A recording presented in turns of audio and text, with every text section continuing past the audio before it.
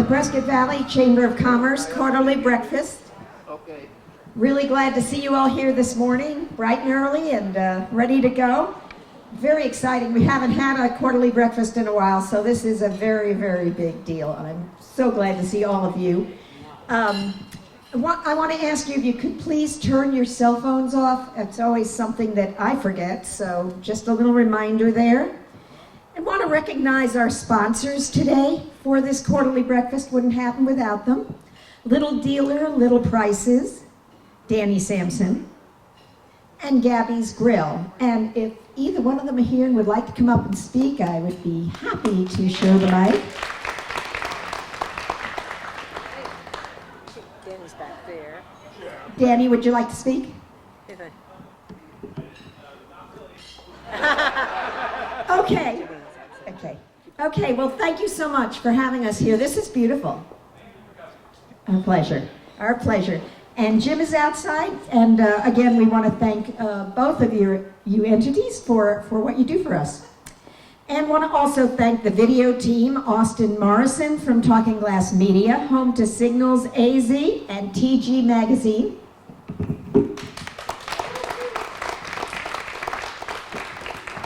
And also, of course, Mark Stone from Channel 56, and he taped this for us. We really appreciate it. Now, first I would like to introduce the CEO of the Prescott Valley Chamber of Commerce, Marnie Ewell. Here. But first of all, I want to thank my board of directors. As everyone knows, this has been a year that's been unprecedented. And we had our last quarterly breakfast in July. The economy, Sanford, where was your predictions? Can we start again?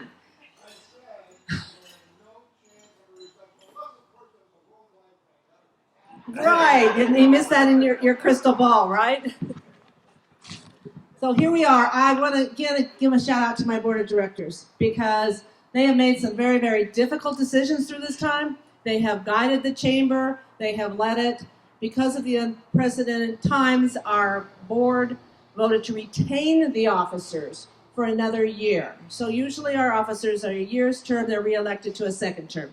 This time they opted by a unanimous vote to continue the current officers, to continue the programs that we had started, we had paused, we had stopped, we had canceled, we're resurrecting, and here we are today with one of the ones we're trying to resurrect.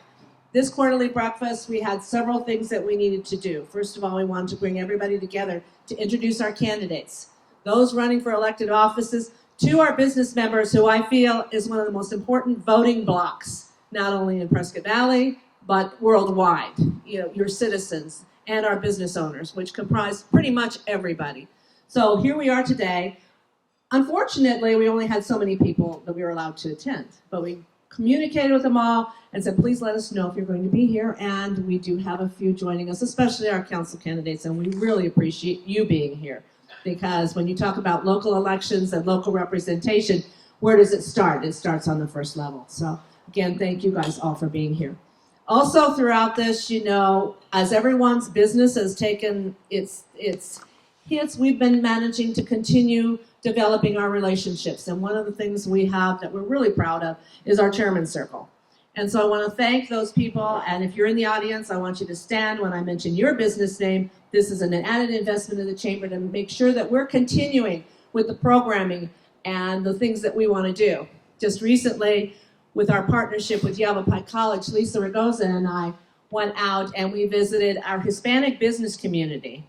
And just off the top of our head, between the members and the ones we're driving down the street and she knew, and Rosanna from Alianza, we visited 21 business members, celebrating Hispanic Heritage Month and recognize the contributions they make to our community. So again, that's added investment back into our businesses, things that we might not have done before, but realize that's important now. Because according to our strategic plan, it's Bob. It's building on the basics. Why are you a chamber member? What really brought you to be a part of the chamber? And how are we going back to saying, We value, we appreciate you, and we're listening to you. So thank you to our founders member and their different levels of investment with Spain Signature Group, and I know part of that is our partnership with Signals AD and TG Magazine and Talking Glass Media. So Guy, thank you for our partnerships and being here. They are recording this because of our limited attendance, so we had to say only so many people could come. We are videoing it. We're going to put it up on our Facebook platform. So just candidates, just remember, just put your good side out there, because we will be publishing this. We felt it was valuable so everybody can hear.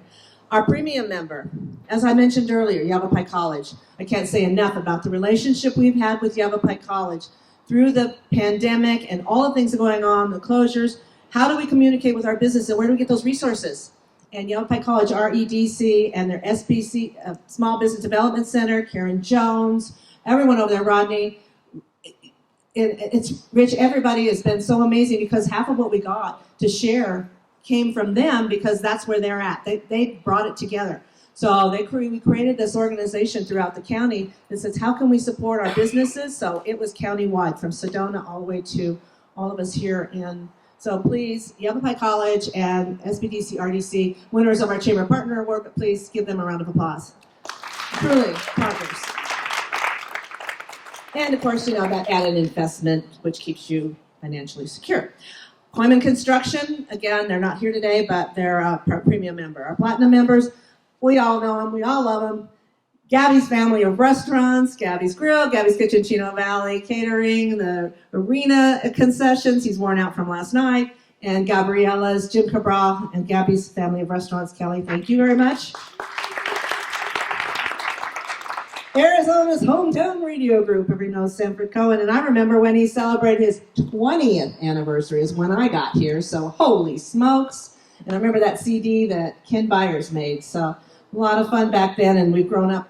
It's come a long way since then, Sanford, but again, thank you for your investment. And obviously, if you don't know, every Tuesday from 4 to 5, it's Talk of the Town in Prescott Valley. You have our superintendent, Mr. Pattis, does the first Tuesday. There you are. Host of the radio show. You'll have myself on the second and fourth Tuesdays, and then our Mayor Kel Palcuda on the third Tuesday. So well represented community-wide of what's happening in our community. Yavapai Regional Medical Center. I've just been recently appointed to the Board of Trustees of this wonderful, wonderful hospital group. Yes, they're entering an affiliation with Dignity Health. More on that to come, but it's a very positive movement for them and for our community. So again, Yavapai Regional Medical Center, can't thank them enough. And we represented Frank Almendarez, who's the COO, I believe, of the East Campus, is on our board of directors. And our friend APS, Arizona Public Service, they're also a member. We have a gold member in Walmart. You talk about somebody that thrived during a pandemic. Holy smokes. I think everybody spent their stimulus checks there. But what the heck, that was the idea, to get that money back into the community and support businesses. And then our silver members, Asphalt Paving and Supply, Chris Graff, our chairman of the board, represents them, but we thank them for their added investment. Finley Auto Group, we thank them, as well as Foothills Bank. So those are our Chairman's Circle members. If anybody has any questions about the Chairman's Circle and how that works with the Chamber of Commerce, please do not hesitate to talk to me. I kind of went off my script. Does anybody know that's what I usually do? But I said, through this, one of the things, we never closed. The chamber was open all the time. Even during April, I was there every single day. Staff worked because of social distancing and the recommendations from CDC and the governor. We limited exposure. We limited people coming in. We limited the staff exposure to each other. They worked different hours, but I was there every single day. On every single conference call, on every single webinar, every single Zoom meeting. Are we all now Zoomers? And that's just so I could keep up on what's going on, because it changed daily. And we became advocates and vocal callers and emails and writers to our elected officials, and that goes from local, it went to statewide, but really we were hitting them hard at the federal level, because we were urging them to provide relief for our businesses, relief for our communities that were taking such hard hits. And there was no plan B. There was no plan B at the time. And we continue to do that. We're still doing it, because we're back there urging them to get back in this session, get back there and provide another stimulus really for our businesses. So we're advocates on that. We're watching it, and they're just getting to know me by a first name, which is cool. Which is cool because down the road we may be looking to have something else to improve our businesses and community, and we're going to be right at the table, being able to talk with them. So we're trying to get back to normal. What's normal? It's Plan B. You know, we brought some things back. We're slowly bringing things up. This is one of them. Under the guidelines, restrictions, and everything, we want to be able to do enough to bring people together. Obviously, everybody has their own comfort level. Whether you wear a mask, we try and provide an area where you're comfortable wearing it, you're comfortable not wearing it. I will never, ever judge anybody, either way. Even the lady that yells at me at Fry's for wearing my mask. You know, I consider the feelings of everyone in my community and what my situation is, how close I am, where I'm going to be. So that's my choice. I just believe to be kind, and that's important for us to take care of the people in our community. Because right now, everybody's getting a little cranky, you know, and we're trying to build that back up.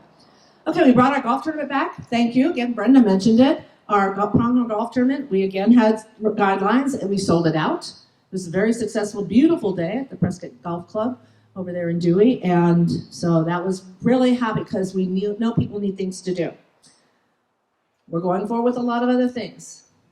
Yes, they may look a little different because we have to adapt to the guidelines. You know, we wanted to have Halloween. We wanted to have safe trick or treat. We wanted to bring 2,000 kids to the event center with the Lions Club, Roar, and Arizona Business League.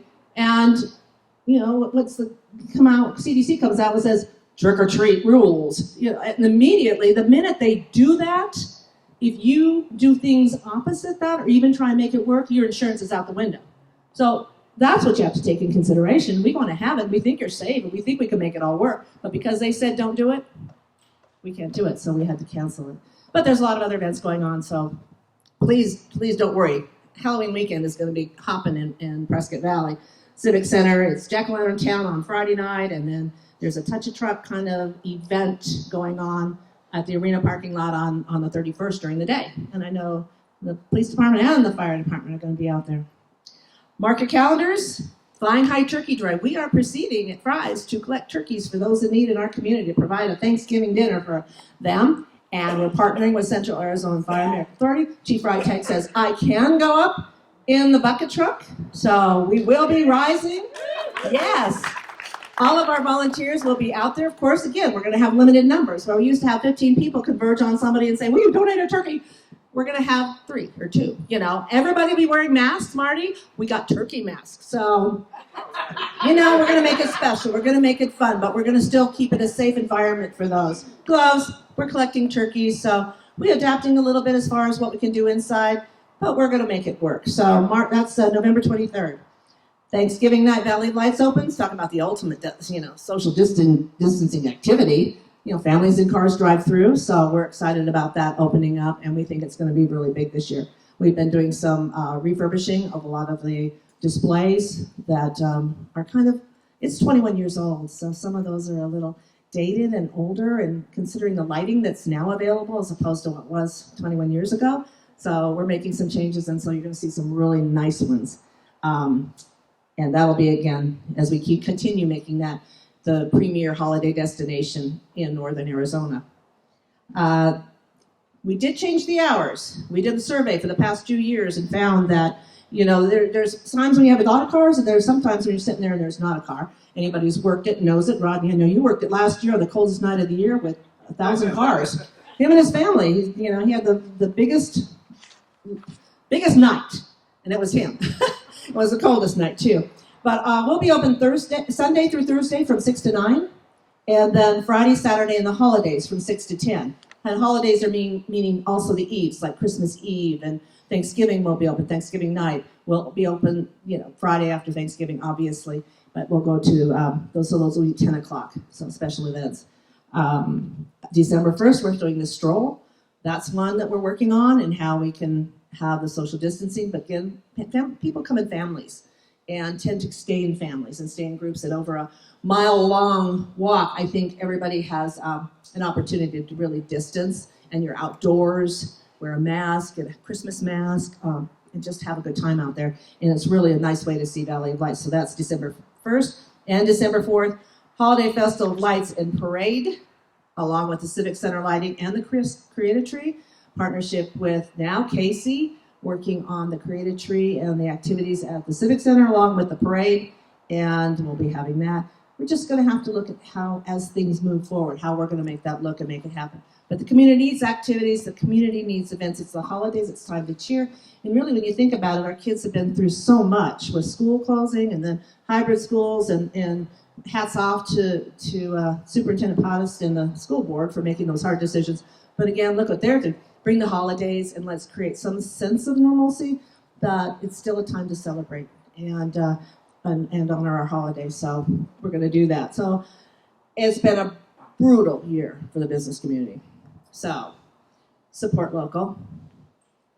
Do your holiday shopping local. Many of our retailers, you can order online, you can call them, you can have them delivered to your house, you can have pickup, we have delivery service. Ask Brady, he has everything delivered. He's my young one that says, just deliver it. So it can be done. So please try and support. How about, gift certificates to our local restaurants, gift certificates to our local stores, help our businesses in that way. And as I always say, is shop local, support local, and stay local, because we are Prescott Valley together. And I thank you all very much for kicking this off and continuing to support the Chamber of Commerce, but not only that, is support our business community and the community of Prescott Valley, which is where our heart and soul is. So thank you all very much. Thank you so much, Marnie. That was actually very inspirational. And I would like to now introduce Mayor Kel Palguda. We'll have the mayor come up and speak for a little bit, and then we will introduce our candidates. Thank you.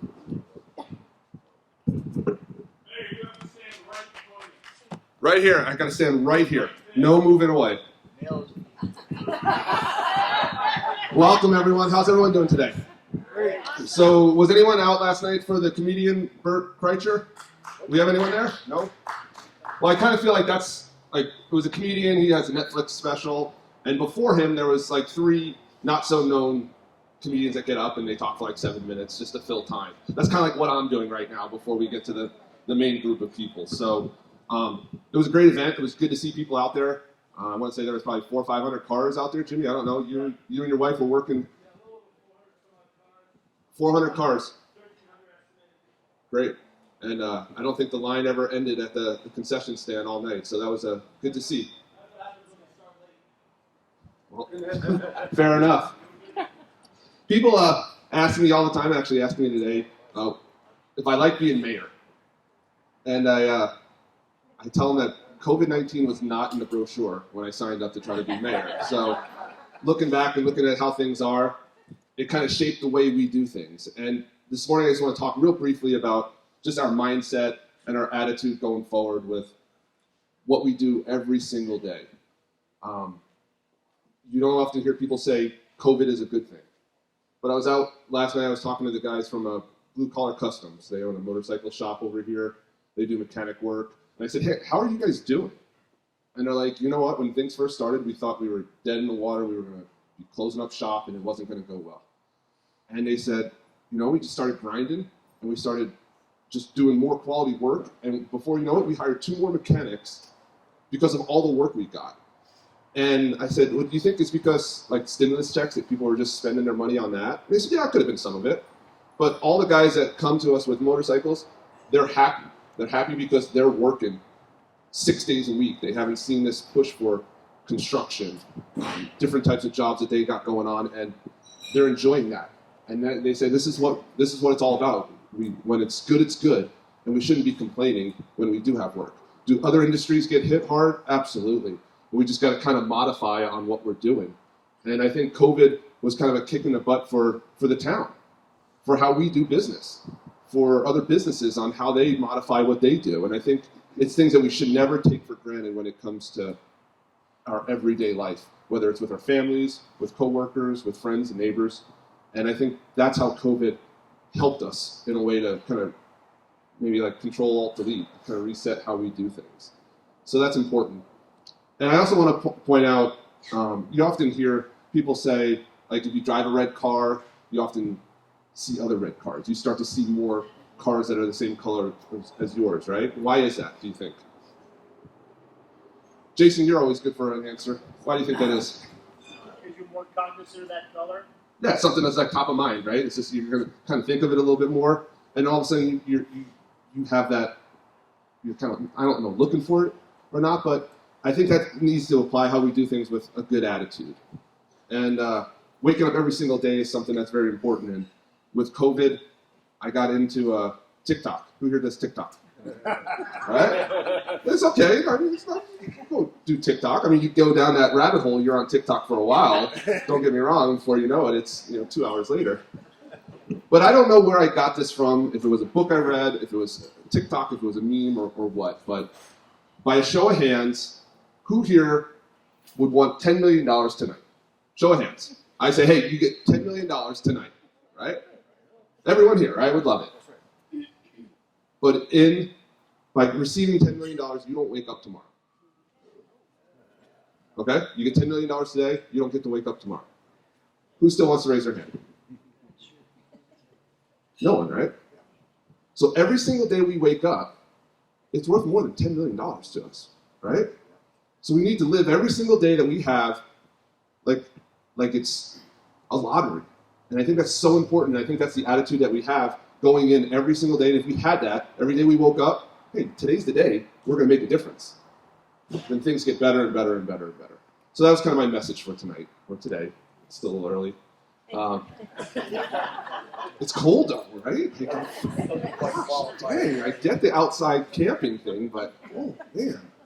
So in conclusion, that's really where we're at, folks. Make sure today is the best day that you have, right? We can't rewrite the chapters in our life, but we can certainly try to predict how things change for us. So with that being said, I look forward to our candidates, because these are the folks that are going to lead us into the future, and it's exciting. So with that being said, ma'am, thank you, everyone. Thank you, Mayor Harold Peralta, for those words. Those were really, Not heartwarming. one thing was my script either that I was going to do like Marty. We're going to talk about something else. So. Maybe I should. No. Someone has to be somewhat organized. But anyway, that was just great. Just great. Okay, we have 4 candidates that we're going to hear from today. And they're each going to get 5 minutes. Rather than holding up the little signs, I'm going to sit there and wave, obviously, when there's 30 seconds left. So we're going to keep it kind of simple. And we will start with supervisor candidate and then go to town council candidates. And I do want to point out that these are the candidates that did sign up ahead, and that was a requirement. So that is who is going to speak today. So I would first like to invite the writing candidate for Supervisor District 3, Wes Lance. Okay, there we go. Wes is not here, but he did sign up ahead, and so we're going to focus. We are going to focus on the town of Prescott Valley, as it should be, and we are going to invite up I'm going to just tell you what the order is, because it's just arbitrarily written here. It will be Brenda Dickinson, Roger Kinsinger, and Marty Grossman. So I'm going to first invite Brenda Dickinson to come up and speak for 5 minutes.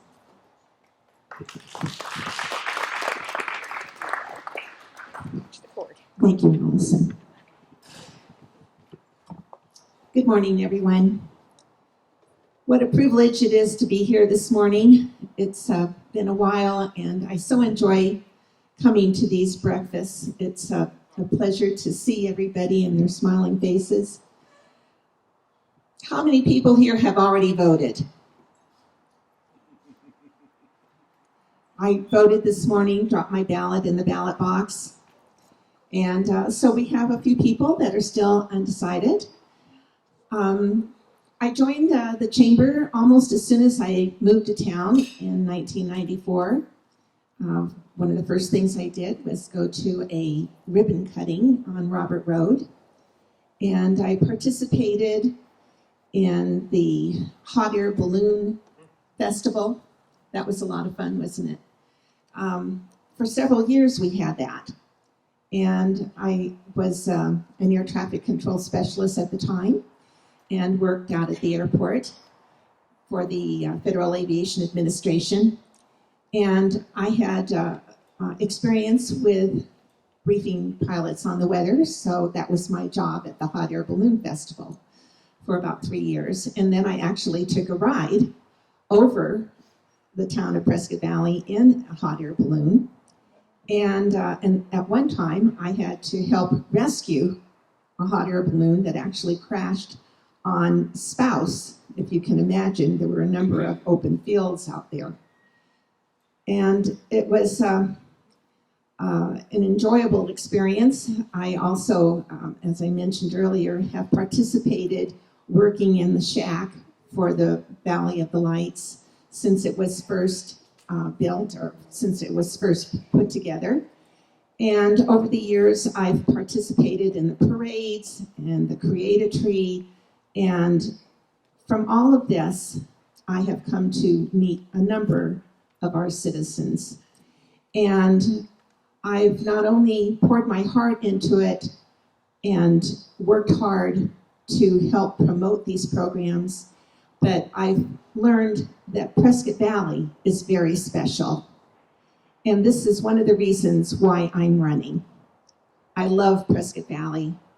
It is a very special place on the face of the earth. My uncle came to visit from Jamestown, New York, soon after I moved here. I still had newspapers on my windows. And we drove around. He was fascinated with the gravel that we had in our front yards.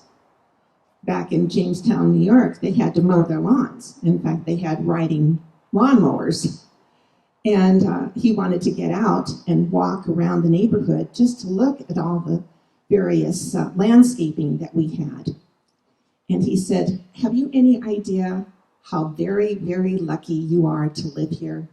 And I said, "Yes, I know. I'm very fortunate to live here in Central Arizona." I'm a conservative, and 4 years ago, I worked on now President Trump's campaign. I was his campaign chair for Yavapai County. And at that time, we had a user group meeting. There must have been 30, 40 of the people from our community that put together a rally at the event center. We had police officers, firemen, school board, medical people. We had them come up from Scottsdale. They were here from Payson, from over in Lake Havasu. It was an honor to work with all of these individuals. It turned out I was the only woman in the room. The FBI was there. But through it all, we managed to put together one of the most successful rallies for President Trump at our event center. And over the last year, as I walk and knock on doors, people will often say, "I was there. That was incredible." And oftentimes they'll hug me and say, "Thank you for being a part of that." It was an honor and a privilege to be a part of that. Thank you, Allison. Anyway, if you have not yet voted, I hope that you will consider voting for me, Brenda Dickinson, for Prescott Valley Town Council. Again, it would be an honor and a privilege to serve this community. Thank you so very much.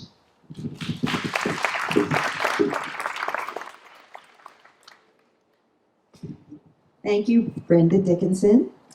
And our next speaker, our next candidate for Prescott Valley Town Council is Roger Kinsinger.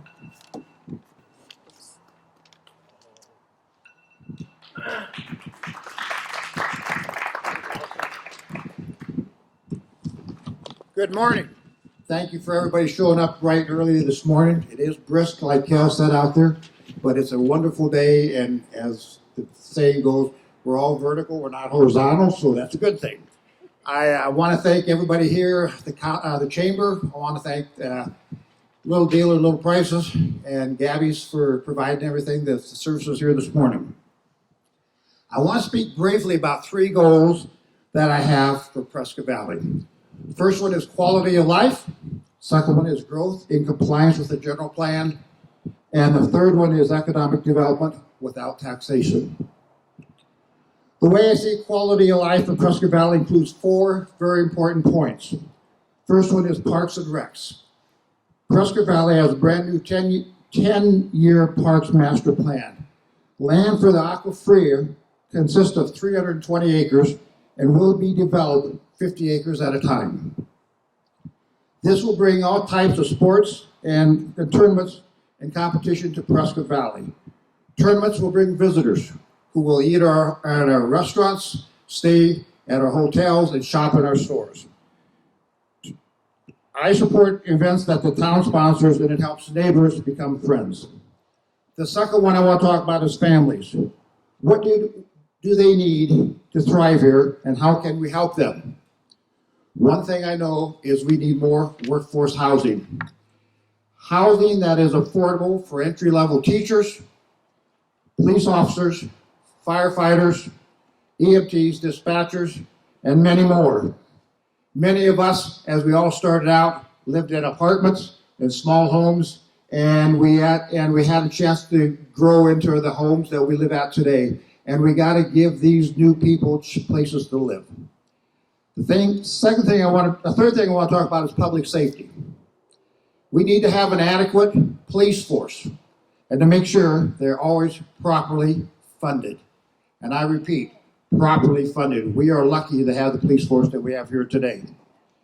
And the fourth one is education. Although the council has no oversight over the schools, they are helping educate and develop our future citizens and employees.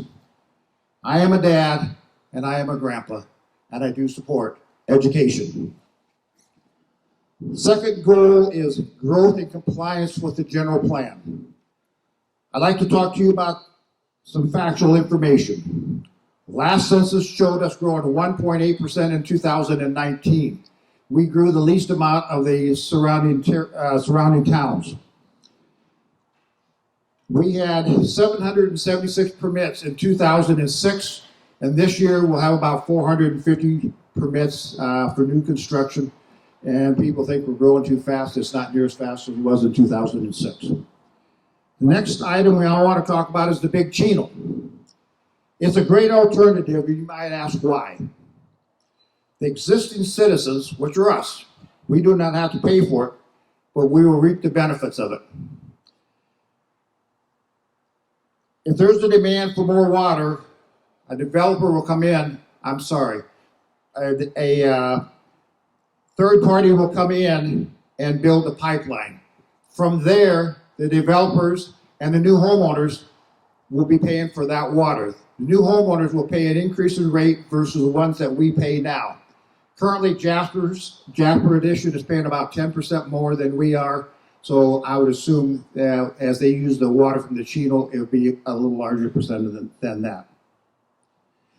Where we will benefit is the affluent water that is created will go to our water treatment plant, which will help us increase our water level so we can attain safe yield. The last item regarding growth is what we need for business. The last item regarding growth is what we need to look at. What businesses are not here yet? What do we need to do to get these businesses to come to our jurisdiction? Well, I tell you right now, it's rooftops. I'm not in support of out-of-control growth. I'm in support of managed growth through compliance with our general plan. The general plan was voted on by us a number of years ago, and I want to make sure we follow the general plan as we move forward. The last item is economic development without taxation. Excuse me, Allison, I'm going to have to talk real fast. You folks will have to listen real fast here. Okay, business attraction and retention, that means bringing more businesses to Prescott Valley.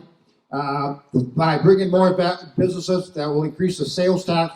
One of the things I found out in door knocking, which I've door knocked on between 3,400, 3,500 houses right now, a lot of people do not realize that Prescott Valley does not have does not have a property tax. So the sales tax that we generate from shopping will help go towards the town. With that, Allison says I got to go bye. So thank you very much for your time. Have a wonderful day.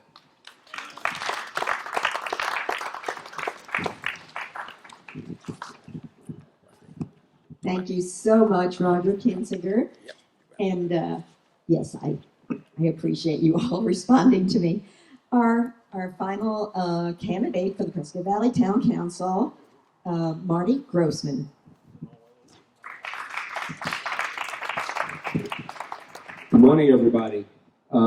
First, I want to thank Marnie and the Chamber and Danny and Tamara for the use of their facility, and Jim Cabral and the Gabby's World of Kitchens for the wonderful meal that they provided this morning, and all the sponsors.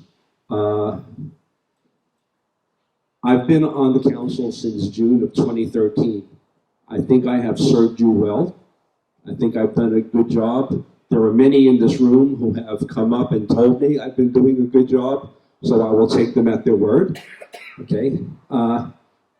Yeah, this is going to sound similar to what almost Roger was saying, because some of the items that have been coming up as issues. Okay, first of all, Prescott Valley is the safest community in northern Arizona, and we are the 5th safest community in all of Arizona.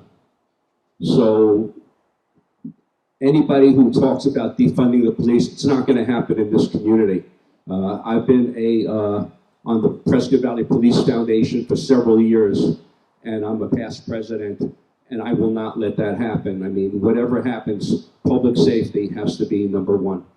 Okay, if we don't have a safe community, where people could walk, the streets at night, coming from New York City, I know what that could be about. Okay, the other thing that is talked about is growth. In the last 10 years, we have averaged less than 4% a year. Last year, we were less than 2%. The only growth that's happening by developers right now is started back in 1998, 1999. And of all the planned communities that we have, only Quailwood is the one that has been sold 100%, and they only have 962 homes there. Viewpoint and Pronghorn are 80 and 87% sold. Stone Ridge is only 59%. Granville, I believe, is 39%, and they're still growing. So all this growth started back in 1998, 1999, and they're still building houses. If it wasn't for the recession, a lot of those homes would have already been built. So in the last 20 years, if any of you saw the paperwork, we've only issued for a new developer 362 homes, and that's in the Jasper community. Okay. Then we get to water, and water, I mean, Roger said it well, so stole my thunder a little bit. Anyway, we have plenty of water. There are issues that have to be dealt with regarding that. My biggest issue with water is the fact that they treat surface water and groundwater differently and separately, and they're actually interconnected. If a developer wants to come in here and build, they're going to have to get the water rights, and they can't get it from the aquifer because that stopped in 1999. Okay, getting on to what we want for the future. With this COVID-19, I would love to see businesses coming back. I would like to see more people employed. At one of the quarterly breakfasts when we were talking about economic development years ago, we got the number that 38% of the working population in Prescott Valley travel down to the valley in order to attend their jobs. I would love to see those 38% up here working, which means we have to get businesses and jobs, and I'm not talking about minimum wage jobs. I'm talking about jobs that pay $50,000 and more, okay? Again, we need the workforce housing. Like I said, Roger stole a whole lot of the stuff I was planning on saying, which isn't a bad thing. It means that we're all on the right track, and that's pretty good. So, but, we have one development coming in now where it's going to be affordable housing. We need a lot more. I'm the liaison to the school board. And we've had teachers that were hired that had to turn away their jobs because they could not find affordable housing. So we've been losing that. We've been losing police officers, firefighters, first responders because they cannot find affordable housing. Okay? And last thing is we have to pass the bond and override. Not so much the Prop 208, but definitely the bond and override. So anyway, I'm your councilman, Marty Grossman. Please, I'm the incumbent. I've been around for a long time. I've done a good job. Please vote for me. Thank you. Thank you, Marty Grossman. And again, let's have a round of applause for our candidates today, our council candidates, and thank you for coming and sharing what your visions are. Okay, and pat yourselves on the back and go out and have a great and prosperous day. Thank you for coming.